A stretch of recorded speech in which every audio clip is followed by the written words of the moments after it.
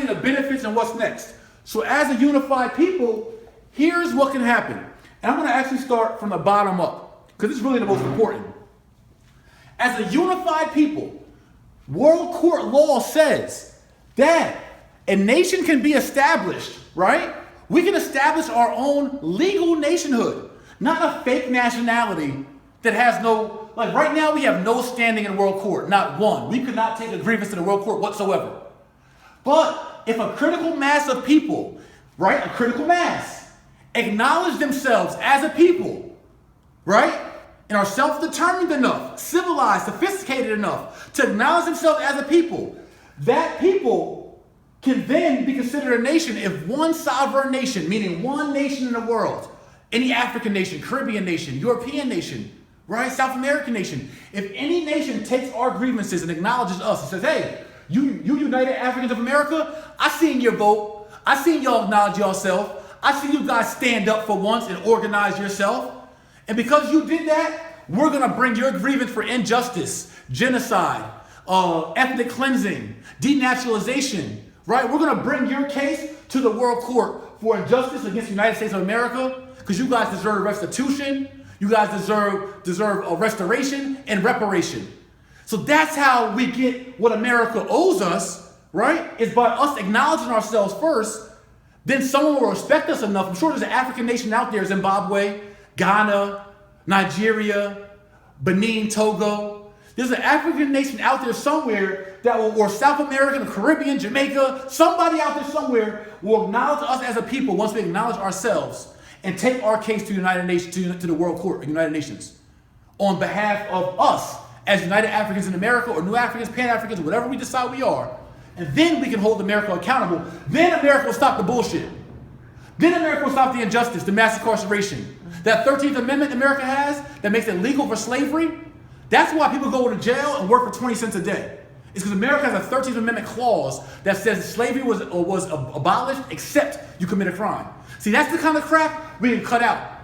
The police brutality, the war on drugs, the stop and frisk, all those things that target our people, we can cut them out by holding America accountable through world court, through a third-party country that acknowledges us once we acknowledge ourselves.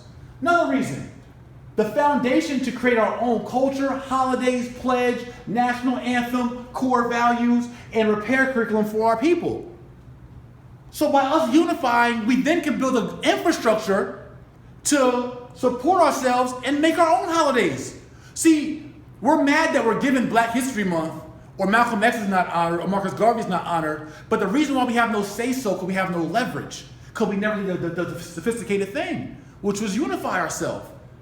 That's business 101. Employees have very little negotiation with bosses.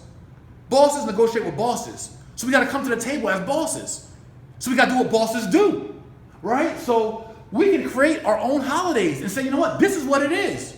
And that's it. Ain't nothing to talk about. We're going to acknowledge our forefathers and our foremothers. This is our pledge to our flag. And you better sing it at the NFL and NBA games. Or our United Africans of America, those basketball players, they ain't playing. Because they're United Africans of America. And you ain't acknowledging our flag and our pledge. Like, that's how you do it. That's how you get power. You unify first, build some structure, you got some leverage, and now you go to the negotiation table. So we can do all those things as a unified body, right? Build our own culture, holidays, pledge, national anthem. I love for Alicia Keys to write our national anthem, or B. That'd be so dope. A new national anthem for a new united people. That's how we make our stamp in the world. And they see that, yo, we for real. It's not just the marching, the protesting, or the boycotting. You gotta have a strategy and structure. You gotta be sophisticated. You gotta be civilized. Do what other nations do.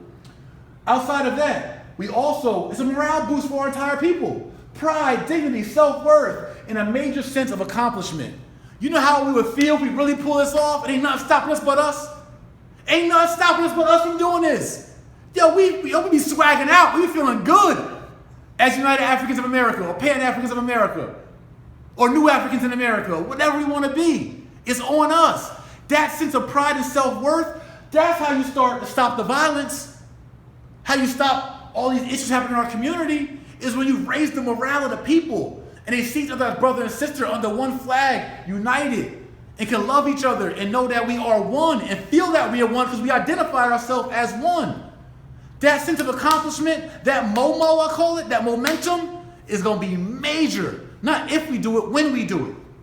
Then on top of that, more effective organization and unified efforts in our nation's business, right? So our nation is going to handle our business, i.e. boycotts, policy changes, self-governing, self-protection, and policing. That's how we get this 10,000 Fearless organized, how we police our communities, how we make effective policy changes, not as blacks in America arguing with the government, but no, as United Africans in America having negotiations with the United States of America. A united African-American body having sophisticated, civilized negotiations with this body. As a body within the body who have recognized themselves, that's when you can have effective boycotts. Because we know who's all on the same team. It's Team Us. And we're going to identify who us is. So this is my solution. This is the practical action steps of how us as commonly known African Americans, black people, Negroes, once called colors, or just niggers. This is how we redefine ourselves, right? When you go into a company, right, when a company's had a bad run, a company's going downhill, it's sinking, or a record label, or soap company, or whatever kind of company, right? A real estate company. What you often do is rebrand and revamp the company.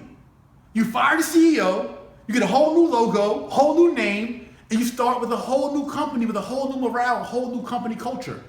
And that's what we need. We gotta scrap everything.